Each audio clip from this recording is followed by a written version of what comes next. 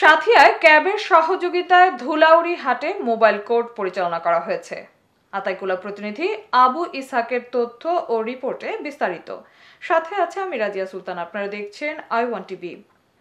পাবনা সাথিয়া উপজেলায় ক্যাবের সহযোগিতায় ধুলাউড়ি হাটে মোবাইল কোর্ট পরিচালনা করা হয়েছে।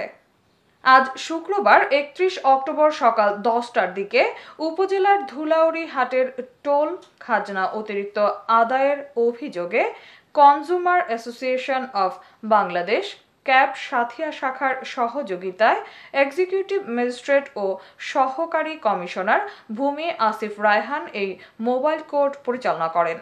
এ সময় ধুলাউড়া বাজারে শ্রীদাম মিষ্টান্ন ভাণ্ডারে বাসি পচা মিষ্টি রাখার দায়ে 10,000 টাকা জরিমানা করা হয়।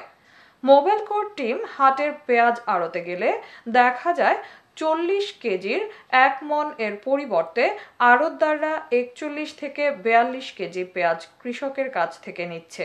দেখা যায় মন করা 1 থেকে 2 কেজি বেশি নিচ্ছে। রসুনের ক্ষেত্রে একই কাজ করছে তারা। মাছের দোকানে গেলে দেখা যায় 25 টাকার বদলে 300 টাকা নিচ্ছে। কাঁচা বাজার দোকানগুলোতে 10 টাকার বদলে 100 টাকা নিচ্ছে।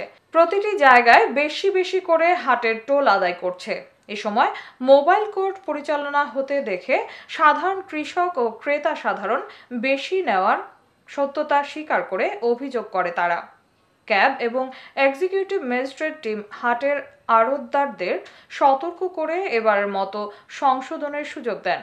এ সময় হাটে মোবাইল কোর্ট পরিচালনা হতে দেখে বিভিন্ন অসাধু ব্যবসায়ীরা দোকানপাট বন্ধ করে পালিয়ে যায়।